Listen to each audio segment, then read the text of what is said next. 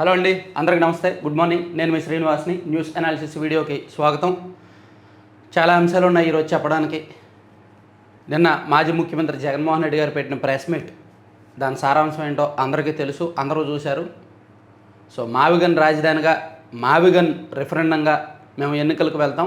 YCP అధికారంలోకి వస్తే మావిగన్, మావిగన్ కావాల్సిన వాళ్ళు వైసీపీకి ఓటేస్తారు, అమరావతి కావాల్సిన వాళ్ళు టీడీపీ కూటమికి ఓటేస్తారని చాలా స్పష్టంగా చెప్పేశారు. సో దాంతో ఆయన వైఖరి ఏంటి రాజధాని విషయంలో అనేది చాలా స్పష్టం వచ్చింది. దీని వెనక కొన్ని అంశాలు ఉన్నాయి. దాన్ని ఖచ్చితంగా డీకోడ్ చేయాలి. జగన్మోహన్ రెడ్డి గారు ఏమైనా తెలివి తక్కువడైతే కాదు. మేబీ విపరీతమైన ఓవర్ కాన్ఫిడెన్స్, విపరీతమైన భ్రమ, రాజకీయ భ్రమలో ఉంటే ఉండొచ్చు కాక, ఒక రియాలిటీ షోలో ఉంటే ఉండొచ్చు కాక, బట్ తెలివితేటలో ఉన్న వ్యక్తి, గట్స్ ఉన్న వ్యక్తి కాబట్టి మావిగన్ని అంతగా ప్రమోట్ చేస్తున్నాడంటే దానిలో ఫస్ట్ రీజన్ అమరావతికి పెట్టుబడులు రాకుండా ఉండాలి. అమరావతికి పెట్టుబడులు రావు, ఫస్ట్ రీజన్ అది. అంటే తాను అధికారంలోకి వస్తే అనే భయం చాలామందిలో ఇప్పటికీ ఉందిగా. ఆ భయం అలాగే ఉండి, అరే మళ్ళీ జగన్ గారు వస్తే రాజధాని మార్చేస్తారు, మావిగన్ పెడతారు, సో మళ్ళీ ఇక్కడ పెట్టిన పెట్టుబడులు వేస్ట్ అయిపోతాయి కదా అనే ఒక భయాన్ని సృష్టించాలనుకున్నారు, సృష్టించారు. నిన్నటితో క్లారిటీ ఇచ్చారు. ఇంకా అనేక అంశాలు డీకోడ్ చేయాలి వాళ్ళు చేసే రాజకీయాన్ని బట్టి. సో అది అలాగే రాష్ట్రంలో హీరో సంస్థ 3,200 కోట్లు పెట్టుబడి పెడుతోందండి. అదొకటి. సచివేళ్ళలో 750 కోట్లతో హీరో గ్లోబల్ పాట్ సెంటర్ 2.0కి సీఎం శంకుస్థాపన. శ్రీ సిటీ ప్లాంట్ను ప్రపంచంలోనే అతిపెద్ద కేంద్రంగా తీర్చిదిద్దాలని పవన్ ముంజాలకు సూచన. సంపద సృష్టించి పేదలకు పంచుతాము. ప్రస్తుతానికైతే అప్పులు చేసి పంచుతున్నారు. ఏ మాటకి ఆ మాట చెప్పుకోవాలి. సంపద సృష్టిస్తాం అని ఎన్నికలకు ముందు చెప్పారు, ఇప్పటికీ చెప్తున్నారు. సో అయితే ఒక ఆశాజనకమైన విషయం ఏంటంటే, పాజిటివ్గా ఆలోచించాల్సిన విషయం ఏంటంటే, పెట్టుబడులు భారీగా వస్తున్నాయి కాబట్టి, పెద్ద పెద్ద మంచి మంచి కంపెనీలు వస్తున్నాయి కాబట్టి ఖచ్చితంగా సంపద సృష్టి జరుగుద్ది అని నమ్మకం ఉంది. కానీ ఇప్పుడైతే మాత్రం, యాజ్ ఆఫ్ టుడే అయితే మాత్రం అప్పులు చేసే పంచుతున్నారు. ఈ మంగళవారం కూడా 2,600 కోట్లు అప్పులు చేశారు.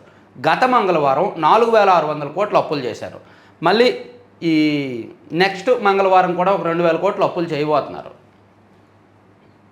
సో ఇది మనం మర్చిపోకూడదు. అప్పులు చేసి పంచుతున్నారు, అయితే సంపద సృష్టిస్తామని చెప్పారు.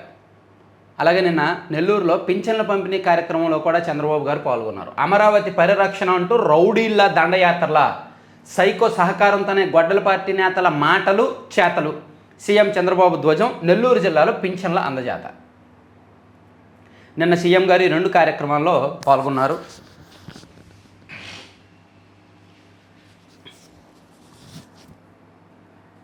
అది చూడొచ్చు.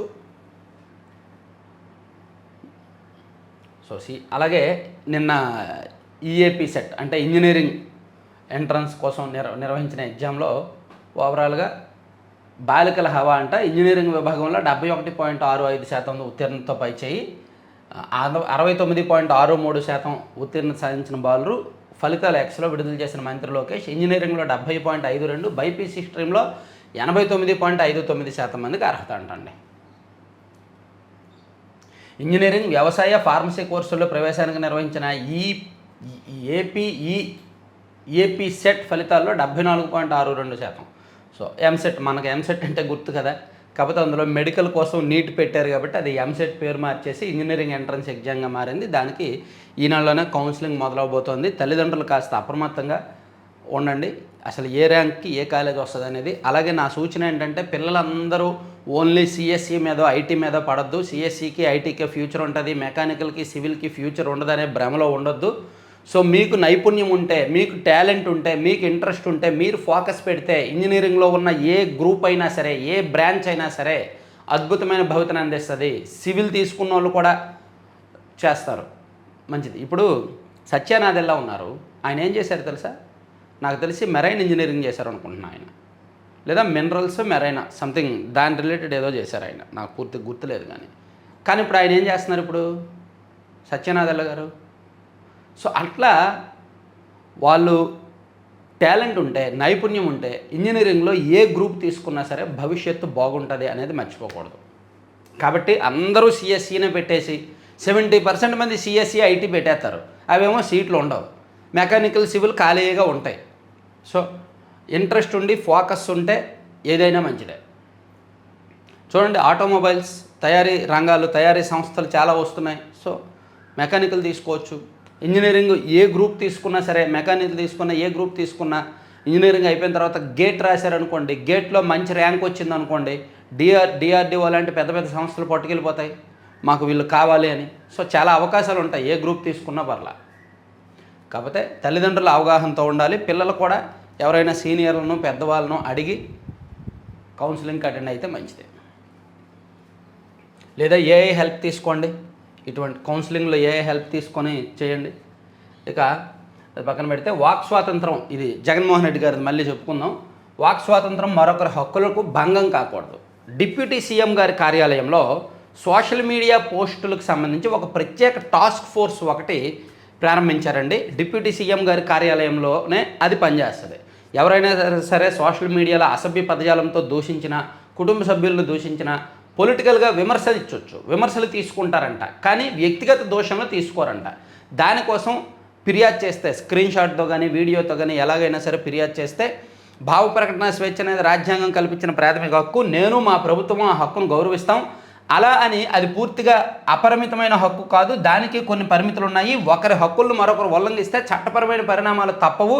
రాజ్యాంగం కల్పించిన ఈ స్వేచ్ఛను ఉల్లంఘిస్తే మాత్రం ఊరుకోం అని చెప్పి డిప్యూటీ సీఎం గారే ప్రత్యేకంగా సోషల్ మీడియా వింగ్ ఒకటి ప్రారంభించుకున్నారు. అలాగే నిన్న ప్రశ్న ఛానల్ రావణ్ అరెస్ట్ అయ్యాడు and journalist KV Reddy arrest అయ్యారు. ప్రశ్న ఛానల్ రావణ్ ఎందుకు అరెస్ట్ అయ్యాడని అందరికీ తెలుసు కదా.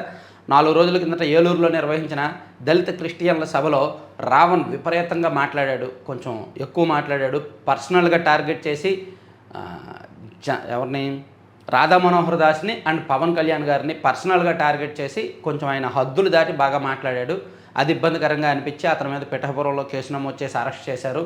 అలాగే జై భీమ్ పార్టీ శ్రవణ్ కుమార్ని కూడా అరెస్ట్ చేసే అవకాశం ఉంది. అతను కూడా ఎక్కువ మాట్లాడాడు. పర్సనల్గా వీళ్ళు పర్సనల్ టార్గెట్స్ ఎక్కువైపోతున్నాయి. అజెండా ఒక సిస్టమ్ కోసం, సిస్టమ్ బాగోకపోతే సిస్టమ్ గురించి మాట్లాడండి, పరిపాలన బాగోకపోతే పరిపాలన గురించి మాట్లాడండి, అంతే తప్ప మతం గురించో కులం గురించో ఒక పర్సన్ గురించో పర్సనల్గా టార్గెట్ చేస్తూ అటువంటి లాంగ్వేజ్ వాడకూడదు.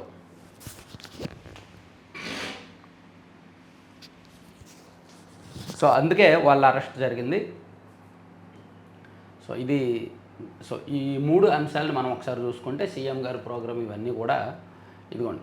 ఎందుకు ఇంత కక్ష, నాడు 3 ముక్కలు, ఇప్పుడేమో మావిగన్, రాజధానిని ఇంతలా వ్యతిరేకించే పార్టీ రాష్ట్రానికి అవసరమా, నాడు రాజధానికి మద్దతు ప్రకటించి అడుగడుగున జగన్ అడ్డంకులు, నిన్న పరిరక్షణ పేరిట రౌడీలతో దండయాత్ర, అధికారం కోసం మళ్ళీ అరాచక పర్వం, నాడు సభలో నా భార్యను అవమానించారు, నిన్న దళిత హోంమంత్రిని కించపరిచారు, నేడు పవన్ కుమార్తెను అవమానిస్తూ పోస్టులు, కులం మతం పేరుతో చిచ్చుకు ప్రయత్నాలు, ఈ గంజాయి బ్యాచ్కు భయపడే ప్రశ్నే లేదు, ప్రజాస్వామ్యం శాంతి కావాలంటే గొడ్డల పార్టీని తరిమేయాలి, సీఎం చంద్రబాబు, నెల్లూరు జిల్లాలో పెన్షన్ల పంపిణీ. అలాగే హీరో గ్లోబల్ పార్ట్స్ సెంటర్ శంకుస్థాపన, భవిష్యత్తు ఈవీలదే, డిమాండ్కి తగినట్టు ఉత్పత్తి చేయండి అని కూడా చెప్పారు. అలాగే సోషల్ దూషణలపై టాస్క్ ఫోర్సు, పరిదాటితే వాక్ స్వేచ్ఛకు చెక్, అవసరమైతే చట్టం కూడా తెస్తాం, ప్రజాస్వామ్యంలో విమర్శించవచ్చు కానీ తిడతామంటే కుదరదు, మహిళలను లక్ష్యం చేసుకోవడం స్వేచ్ఛ కిందకు రాదు, అవి నేరాలు, నేరస్తులకు నేరానికి కులం పార్టీలు లేవు, తప్పు చేసి కులం చాటును దాక్కోలేరు, సోషల్ మీడియా బాధితులకు ప్రభుత్వం అండా, డిప్యూటీ సీఎం పవన్ వెల్లడి. సో పవన్ కళ్యాణ్ గారికి సంబంధించి అది కూడా ఇచ్చారనమాట.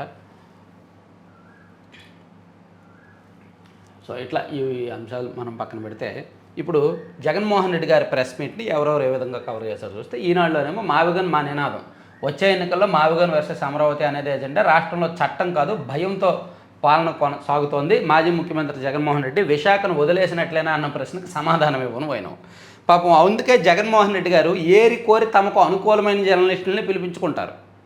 కానీ అక్కడ ఎవరో అనుకూలమైన జర్నలిస్ట్ అయినప్పటికీ ఒక ప్రశ్న అడిగాడు జగన్మోహన్ రెడ్డి గారిని, సార్ మరి మీరు గతంలో అధికారంలో ఉన్నప్పుడు విశాఖపట్నం పరిపాలనా రాజధాని అన్నారు, ఇప్పుడు దాన్ని వదిలేసినట్టేనా, ఇప్పుడేమో మావిగన్ అంటున్నారు, అంటే విశాఖను వదిలేసినట్టేనా అని ప్రశ్నించారు. దానికి జగన్మోహన్ రెడ్డి గారు అస్సలు సమాధానం లేదు, కుర్చీలోంచి లేచి కూర్చొని వెళ్ళిపోయారు. అది ఇప్పుడు సోషల్ మీడియాలో బాగా వైరల్ అవుతోంది. మావిగన్ వర్సెస్ అమరావతిని వచ్చే ఎన్నికల అజెండాగా చేస్తాం, మా నినాదం మావిగన్, దానికి మద్దతు ఇచ్చే వాళ్ళు మాకు ఓటేస్తారు, అమరావతి వైపు ఉండేవారు చంద్రబాబు ఓటేస్తారు, మేము మాత్రం మావిగన్ వైపే, దీన్నే ఎన్నికల మేనిఫెస్టోలను పెడతాం అని మాజీ ముఖ్యమంత్రి జగన్ ప్రకటించారు. సో బుధవారం తన క్యాంపు కార్యాలయంలో విలేకరులతో మాట్లాడారు. మావిగన్ అంటున్నారు, మరి విశాఖను వదిలేసినట్లేనా అని విలేకరులు అడగ్గా సమాధానం చెప్పకుండానే జగన్ వెళ్ళిపోయారు. పాపం వచ్చేది అందరూ అనుకూల జర్నలిస్టులే, కానీ వాళ్ళు కూడా ఇలా ప్రశ్న అడిగితే ఎలా? ఈ ప్రశ్న ఎవరైతే అడిగారో ఆ జర్నలిస్ట్ని వచ్చే మీటింగ్కి రానివ్వరు, లేదా పేమెంట్ కట్ చేసేస్తారు. వాళ్ళు పిలిపించుకోవడమే ఏరుకోరి సెలెక్ట్ చేసి పిలిపించుకుంటారు. ఈ జర్నలిస్ట్ అయితే మనోడు, ఈడు మనోడు అని. వాళ్ళు కూడా అలా అడిగితే ఎలానమ్మా? మావిగన్ మా అజెండా 2029 ఎన్నికల్లో ఇదే మా నినాదం. మేనిఫెస్టోలో రాజధానిగా చేరుస్తాం, సమర్థించే వారంతా వైసీపీకి ఓటేస్తారని హే రామ్ సేవ్ ఏపీ అంటూ కొత్త నినాదం ఒకటి అందుకున్నారండి. ఇదిగోండి, హే రామ్ సేవ్ ఆంధ్ర కొత్త నినాదం. రాష్ట్రంలో జంగిల్ రాజ్ పాలన తీవ్ర స్థాయిలో ధ్వజమెత్తిన వైఎస్ జగన్. తన అవినీతిని, దోపిడీని ప్రశ్నించే గొంతుకులను నొక్కేస్తున్న చంద్రబాబు. చట్టాన్ని, పోలీసు వ్యవస్థను చేతుల్లోకి తీసుకొని దారుణంగా వ్యవహరిస్తున్న సీఎం. రాష్ట్రంలో రూల్ ఆఫ్ లా లేదు, భయం రాజ్యం వెళుతుంది. సాయికృష్ణ లాకప్ తెచ్చే శవమాయం చేశారు. 46 రోజుల పాటు తల్లికి బూడిద కూడా ఇవ్వకుండా కేసును కప్పెట్టేశారు. నేను వెళ్ళిన 4 రోజులకు కానీ అరెస్టులు చేయలేదు. శవాన్ని మాయం చేసినట్టుగానే సీసీటీవీ ఫుటేజ్ కూడా మాయం. మరి విజయవాడలోని పబ్లిక్ ప్లేసుల్లో ఫుటేజీ మాయమైంది. క్లౌడ్ సర్వర్లో 90 రోజుల పాటు ఉండాల్సిన ఫుటేజీ ఎక్కడ? ఆయన ఫుటేజీ అనలేదు, ఏదో పదం ఒకటి అన్నారు. ఆ వీడియో చూడండి, అది కూడా ఇప్పుడు ట్రోల్ అవుతుంది. ఫుటింగ్ అని అన్నట్టున్నారు, ఫుటింగ్. సరే, ఏదైతే మనకెందుకులే కానీ. తర్వాత దళిత క్రిస్టియన్ల రిజర్వేషన్ల మీద మీ వైఖరి ఏమిటి? పతనం ఖాయమనే సరలో కుట్రలు. తర్వాత రైతులను బాబు పాలన అంటేనే మోసం గ్యారంటీ, రైతులను గాలికి వదిలేసిన చంద్రబాబు ప్రభుత్వం. సో జగన్మోహన్ రెడ్డి గారి ప్రెస్ మీట్ అంశాలని మొత్తం పరిచయం.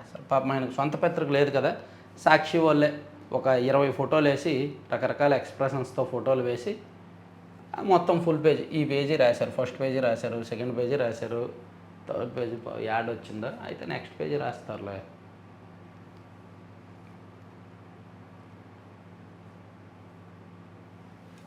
లేదు ఉంటుంది, కంగారు పడద్దు. ఇంకో పేజీ, ఇదిగో ఇది ఫుల్ పేజీ. బాబు పాలన అంటేనే మోసం గ్యారంటీ, ఇదిగో పతనం ఖాయమనే సరలో కుట్రలో. ఇంకోటి ఉంటుంది, ఇంకో పేజీ వచ్చింది. ఇదిగోండి, మావిగన్ వర్సెస్ అమరావతి వచ్చే ఎన్నికల మేనిఫెస్టోలో ఈ అంశాన్ని చేరుస్తాం. ఎవరైతే మావిగన్ సమర్థిస్తారో వారు వైఎస్ఆర్సీపీకి ఓటేస్తారు. వైఎస్ఆర్సీపీ అధ్యక్షుడు మాజీ సీఎం వైఎస్ జగన్ స్పష్టీకరణ. సో ఈ పేజీ కూడా మొత్తం వదిలేశారనమాట. పాపం జగన్మోహన్ రెడ్డి గారు సొంత పత్రిక లేదు, సొంత మీడియా లేదు. అందుకే జగన్మోహన్ రెడ్డి గారు ఎప్పుడు ప్రెస్ మీట్ పెట్టినా, ఎప్పుడైనా బయటకు వెళ్ళినా, పెళ్ళిళ్ళకి వెళ్ళినా, ఎక్కడికి వెళ్ళినా సరే ఆయన కార్యక్రమాలని ఎక్కువ ఫోటోలతో పెద్దగా హైలైట్ చేస్తారు సాక్షి. ఎందుకంటే ఆయనకు సొంత మీడియా లేదు కాబట్టి, ఆయన ఎవరో ఒకరు పట్టించుకోవాలి కాబట్టి సాక్షి పట్టించుకుంటుంది అనమాట. సో ఇది జగన్మోహన్ రెడ్డి గారి ప్రెస్ మీట్ అంశం. ఇది కూడా మనం పక్కన పెడదాం. సో ఆయన మావిగన్ అని ఎందుకు అంటున్నారు అనేది ఆల్రెడీ డీకోడ్ చేశాం కదా. ఇంకా చాలా అంశాలు ఉన్నాయి, చాలా సబ్జెక్ట్ ఉంది. ఆయన ఎందుకు మావిగన్ని పట్టుకున్నాడు, దీని వెనక ఉద్దేశం ఏంటనేది ఛేదించి మనం వీడియోస్ చేద్దాం. తర్వాత విబీజీ రామ్జీ వేతనాల పెంపు. కనీస వేతనం ఏపీలో 312, తెలంగాణలో 308, దక్షిణాదిలో తెలుగు రాష్ట్రాల్లోనే తక్కువ. Viksit Bharat guarantee for Rozgar Ajeevika mission అంటే విబీజీ రామ్జీ కింద గ్రామీణ ఉపాధి పనులకు చెల్లించే వేతనాలను కేంద్రం సవరించింది. దీంతో రోజువారీ కూలీ ఏపీలో ₹5, తెలంగాణలో రూపాయి పెరిగింది. వీటి ప్రకారం ఆంధ్రప్రదేశ్లో 312, తెలంగాణలో 308 చొప్పున చెల్లించనున్నారు. దేశవ్యాప్తంగా అన్ని రాష్ట్రాలు, కేంద్రపాలిత ప్రాంతాలకు వేరువేరు రేట్లు నిర్ణయిస్తూ కేంద్ర ప్రభుత్వం గెజిట్ నోటిఫికేషన్ విడుదల చేసింది. మొత్తం 21 రాష్ట్రాల్లో కనీస వేతనం 300 చొప్పున నిర్ణయించింది. ఇతర రాష్ట్రాలతో పోలిస్తే తెలుగు రాష్ట్రాల్లో పెంపుదల నామమాత్రమే. ఇతర దక్షిణాది రాష్ట్రాలతో పోల్చినా తెలుగు రాష్ట్రాల్లో కనీస వేతనం తక్కువగానే ఉంది. కేరళలో 401, కర్ణాటకలో 382, తమిళనాడులో 345 ఉన్నాయంట.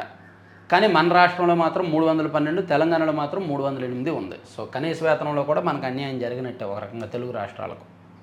ఇక నేడు ఏపీలో విబీజీ రామ్జీకి శ్రీకారం. తిరుపతి జిల్లాలో ప్రారంభించనున్న కేంద్ర మంత్రి, సీఎం, డిప్యూటీ సీఎం.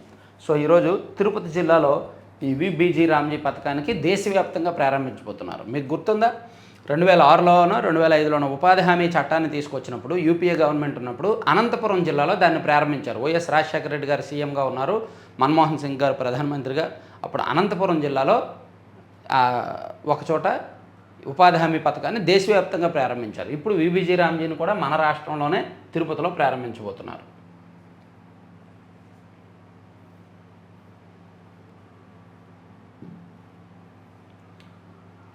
వాచీకి మళ్ళీ టైం వచ్చింది, నిజమే. వాచీలు తెక్కుంటున్నారు. ఒకప్పుడు వాచీలు ఎక్కువ పెట్టుకునేవాళ్ళు చిన్నప్పుడు. మధ్యలో ఒక మన జనరేషన్ 1980s 90s కిడ్సే ఆల్మోస్ట్ వాచీలు తగ్గించారు. మళ్ళీ ఇప్పుడు వాచీలు పెట్టుకోవడం అలవాటైంది. నేను కూడా వాచీలు కొనుక్కుంటుంటా, ఎక్కువ ఉంటాయి నా దగ్గర. వాచెస్ కలెక్షన్ ఉంది, రెగ్యులర్గా పెట్టుకుంటాను. ఇప్పుడంటే పొద్దున్న పెట్టుకోలేదు కానీ అదర్ వీడియోస్లో మీరు చూసే ఉంటారు. సో వాచ్లు ఇప్పుడు ట్రెండింగ్లోకి వచ్చాయన్నమాట.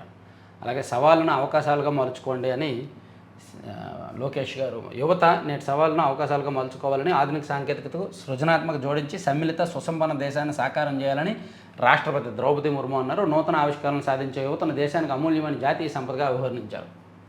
తర్వాత వాణిజ్య సిలిండర్పై 183.5 తగ్గిందండి. మరి పెట్రోల్ ఎప్పుడు తగ్గిస్తారు మాస్టర్?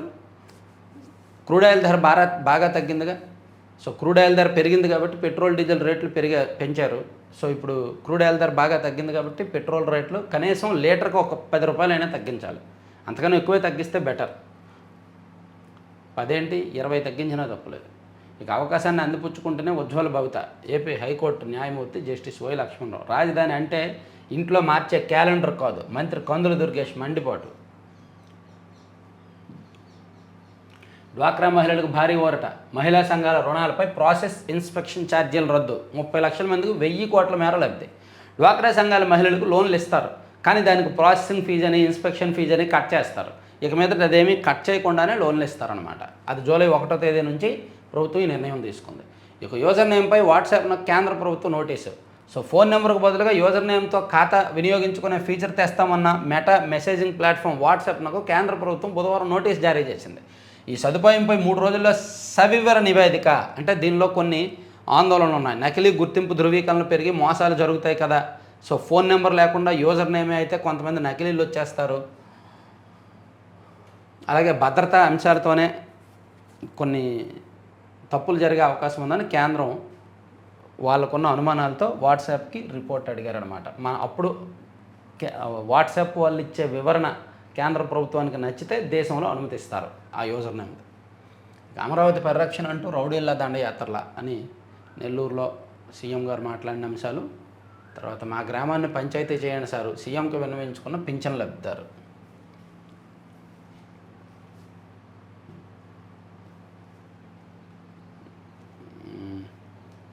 కుంభ్లోనూ కుమ్మేశారా? మేళా సమయంలోనే భారీగా విరాళాలు దోపిడీ. ఓహో, రామ మందిర విరాళాల దొంగతనం కేసులో అరెస్ట్ అయిన 8 మంది నిందితులు గత ఏడాది జనవరి ఫిబ్రవరిలో ప్రయాగ్రాజ్లో జరిగిన కుంభమేళా సమయంలోనే అత్యధిక మొత్తంలో విరాళాలు దోచుకున్నట్టు పోలీసు దర్యాప్తులో తేలిందంట. అంటే అందరూ కుంభమేళాలో ఉంటారు కదా, అప్పుడు విరాళాలు ఎక్కువ వస్తుంటాయి కదా, ఆ టైంలోనే వీళ్ళు దోచుకున్నారంట. ఇక నగర వనాలతో పర్యావరణ సమతుల్యత. 36 కోట్ల వ్యయంతో 18 చోట్ల అభివృద్ధి వర్చువల్గా ప్రారంభించిన ముఖ్యమంత్రి పవన్ కళ్యాణ్, ఉప ముఖ్యమంత్రి పవన్ కళ్యాణ్. నగర వనాలు కాంక్రీట్ జంగిల్స్ మధ్య గ్రీన్ లంగ్స్లా పనిచేస్తాయని. తర్వాత ఆధార వివరాలు నమోదులో అవకతవకలు గుర్తించిన ఉడాయ్. గిరిజన సంక్షేమ శాఖ పరిధిలోని 412 సెంటర్లు రద్దు. గిరిజన సంక్షేమ శాఖ పరిధిలో కొన్ని ఆధార్ కేంద్రాల్లో అవకతవకలు చోటు చేసుకున్నట్టు ఉడాయ్ గుర్తించింది. తప్పుడు ధృవీకరణ పత్రాల ఆధారంగా ఆధార్ కార్డుల్లో మార్పులు జరిగినట్టు గ్రహించి గుర్తింపు రద్దు చేసింది. ఇక తమిళనాడులో విజయ్ ప్రభుత్వంపై కుట్ర. అధికార పార్టీ ఎమ్మెల్యేను ప్రలోభానికి గురి చేసే ప్రయత్నం. తమిళనాడులోనంట టీవీకే ఎమ్మెల్యేకు ఒక 35 కోట్లు ఆఫర్ చేసి స్పీకర్ మీద అవిశ్వాస తీర్మానం పెట్టండి అని చెప్పి డిఎంకే నేత ఒక ఆయన ఆఫర్ చేశారంట 35 కోట్లు. ఇది కొంచెం తమిళ ప్రభుత్వాన్ని, విజయ్ ప్రభుత్వాన్ని కూల్చే కుట్ర అని చెప్పి అక్కడ ఇంటెలిజెన్స్ భావించి పోలీసులతో దర్యాప్తు కూడా చేయిస్తున్నారు. ఫిర్యాదుతో 5గురు అరెస్టు. తెరపైకి మాజీ మంత్రి పేరు. తమిళనాడు రాజకీయాల్లో ఉత్కంఠ పరిస్థితులు చోటు చేసుకున్నాయి. ఆ రాష్ట్రంలో విజయ్ ప్రభుత్వంపై కుట్రకు పాల్పడేందుకు అధికార పార్టీ ఎమ్మెల్యేను ప్రలోభపెట్టడానికి ప్రయత్నించి అది బెడిసి కొట్టడంతో బెదిరించిన ఘటన వెలుగు చూసింది. కృష్ణగిరి జిల్లా ఉత్తంకరైకి చెందిన TVK MLA doctor N Ilayaraja ఇటీవల గ్రేటర్ చెన్నై పోలీస్ కమిషనర్కు ఫిర్యాదు చేశారు. కొద్ది రోజుల కిందట సెల్ ఫోన్లో తనను సంప్రదించిన తిరువాంకురసు అనే వ్యక్తి తాను Indian political democratic strategics IPDS survey సంస్థ నిర్వాహకుడిగా పరిచయం చేసుకున్నాడు. శాసనసభలో సభాపతికి వ్యతిరేకంగా తీర్మానం తీసుకురానున్నారని, దానికి అనుకూలంగా ఓటింగ్లో పాల్గొంటే 35 కోట్ల వరకు పారితోషికం ఇస్తామని ప్రలోభ పెట్టే ప్రయత్నం చేశారని ఫిర్యాదులో పేర్కొన్నారు. ఇది తనకు ఇష్టం లేదని చెప్పడంతో ఈ విషయాన్ని బయటపెడితే కుటుంబంతో సహా అనూహ్య పరిణామాన్ని ఎదుర్కోవాల్సి ఉంటుందని బెదిరించారని తెలిపారు. దీనిపై దర్యాప్తు చేపట్టిన పోలీసులు అంబత్తూరుకు చెందిన యూట్యూబర్ తిరునావక్కరసును మంగళవారం అరెస్ట్ చేశారంట. సో విజయ్ ప్రభుత్వం మీద కుట్ర. విజయ్ ప్రభుత్వం 5 ఏళ్ళు కొనసాగడం కష్టమే ఎలాగైనా సరే. ఉంటాయి, చాలా ట్విస్టులు ఉంటాయి తమిళనాడు రాజకీయాల్లో. ఈ విషయం విజయ్కి తెలుసు కాబట్టే తను చాలా అప్రమత్తంగా ఉంటూ అన్నాడీఎంకే ఎమ్మెల్యేలు తన పార్టీలోకి వస్తాను అంటే వాళ్ళని రాజీనామాలు చేయించి తన పార్టీ గుర్తుతో పోటీ చేయిస్తున్నాడు అనమాట చాలా తెలివిగా. ఇక రాజధానిలో 150 కోట్లతో సెంట్రల్ లైబ్రరీ, ఈ నెలలోనే భవన నిర్మాణ పనులకు శంకుస్థాపన. 100 కోట్లు ఇవ్వనున్న దుబాయ్కు చెందిన శోభా గ్రూప్ రాజధాని అమరావతిలో మరో ప్రతిష్టాత్మక ప్రాజెక్టుకు ఈ నెలలో శంకుస్థాపన చేయబోతున్నారు. 150 కోట్ల అంచనా వ్యయంతో నిర్మించనున్న రాష్ట్ర కేంద్రీయ గ్రంథాలయాన్ని పనులను ఈ నెలలో ప్రారంభించబోతున్నారంట. రాజకీయ లబ్ధి కోసమే అమరావతిలో వైకాపా అరాచకం, మండిపడిన అమరావతి ఐకాస. హర్ముజ్ దేవుడు మాకు ఇచ్చిన వరం, ఇరాన్. హర్ముజ్ జలసంధి దేవుడు తమ దేశానికి ఇచ్చిన దివ్య బహుమానమని ఇరాన్ ప్రకటించింది. తర్వాత ప్రజాప్రతినిధుల తొలగింపుపై త్వరలో జేపీసీ నివేదిక, పార్లమెంటు వర్షాకాల సమావేశాల్లో చర్చ.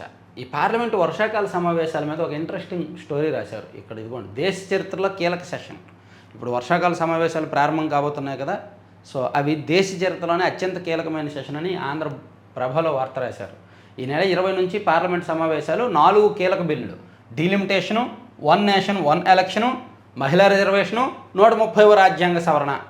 30 రోజులు జైల్లో ఉంటే సభ్యత్వం రద్దు. అన్ని పార్టీల మద్దతు కూడగడుతున్న బీజేపీ. ఉభయ సభల్లో 2/3 మెజార్టీ దిశగా ప్రయత్నం. ప్రాంతీయ పార్టీల్లో చీలికలు. బీజేపీకి మద్దతు తెలుపుతున్న ఎంపీలు. అయితే ఇంకా ఒకటి, 332 మంది మద్దతుకి వాళ్ళకి ఇంకా స్టిల్ 362 మద్దతు కావాలంటే 320 వరకు మద్దతు వచ్చింది. అంటే అదనంగా లాస్ట్ సెషన్స్లో ఓడిపోయారు కదా, ఇప్పుడు అదనంగా టీఎంసీ నుంచి ఒక 20 మంది, అలాగే శివసేన యూబీటీ నుంచి ఒక 6 మద్దతు పెరిగింది. బట్ ఇంకా కూడా వాళ్ళకి కావాల్సిన నెంబర్ రాలేదు కాబట్టి డిఎంకేను సమాజ్వాదీ పార్టీని కూడా చీలిస్తే ఆ బిల్లులు ఆమోదం పొందుతాయి, 2/3 మెజార్టీ వస్తుందని భావిస్తున్నారన్నమాట. సో దేశ చరిత్రలోనే అవి అత్యంత కీలకమైన సెషన్స్ అని ఆంధ్రప్రభలో రాశారు. కరెక్టే, ఎందుకంటే అవన్నీ కూడా సంచలన కీలకమైన బిల్లులు అవన్నీ. ఇక బిడ్డనాడికి తేనీటి ఔషధం. ఇంజనీరింగ్ విభాగంలో అర్హులు 1.82 లక్షలు ఉంటారు. కళల ఛేదన, విజయ సాధన. ర్యాంకర్ల ప్రస్థానం స్ఫూర్తిదాయకం. మాత్రల కంటే ఎండోస్కోపీ చికిత్సలోనే వేగంగా బరువు తగ్గుదల. ఏఐజీ ఆసుపత్రుల వైద్యుల బృందం అధ్యయనంలో గుర్తింపు.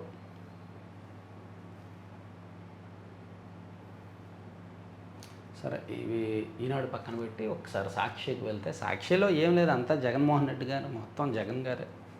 నా ప్రాణాలకు ముప్పు అని ఒకటి రాశారండి. నాగరాజు గారు ఉన్నారు కదా, సాయి కృష్ణ కేసులో ప్రస్తుతం రిమాండ్ ఖైదీగా ఉన్న నాగరాజు ప్రాణాలకు ముప్పు ఉందంట, తనను పోలీస్ కస్టడీకి ఇవ్వొద్దన్న సిఐ నాగరాజు ఇప్పటికే అన్ని వివరాలు చెప్పానని న్యాయమూర్తి ఎదుట స్పష్టీకరణ.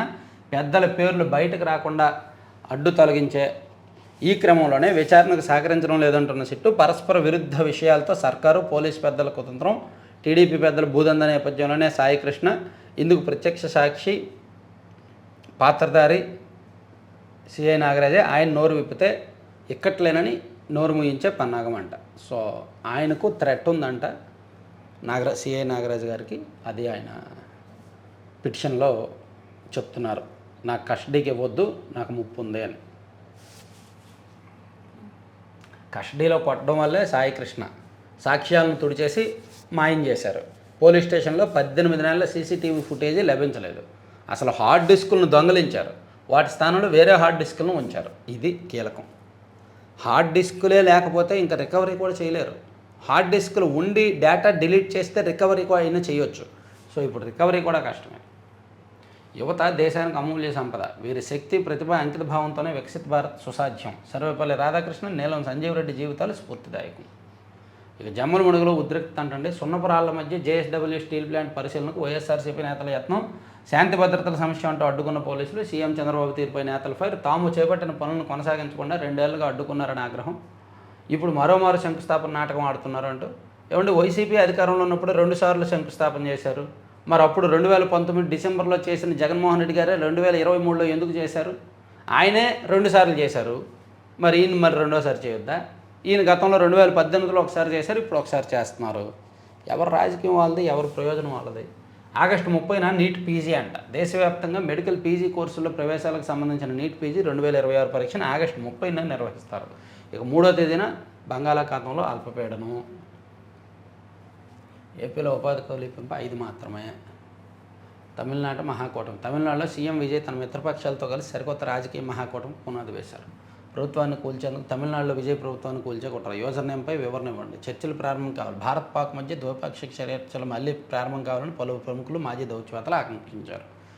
ఇషాన్ కిషన్ ICC T20 ర్యాంకింగ్స్లో నెంబర్ 1 అంట.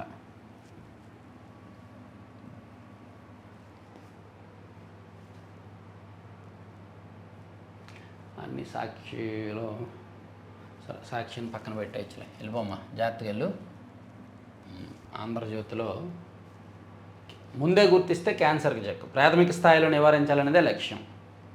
నోరి దత్తాత్రేయుడు క్యాన్సర్ ప్రముఖ వైద్యులు నోరి దత్తాత్రేయుడితో ఆంధ్రజ్యోతి ఇంటర్వ్యూ ఒకటి హైలైట్ చేశారు. తర్వాత అమల్లోకి VBG రామ్జీ అనేది ఇచ్చారు. తర్వాత ఈ 2 అంశాలు చెప్పుకున్నాం. ఈ 2 ప్రధాన అంశాలను కూడా మనం చెప్పుకున్నాము.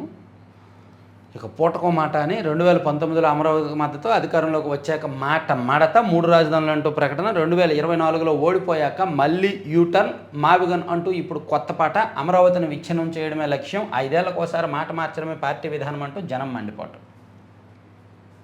రాజధానిపై జగన్ విన్యాసాలు.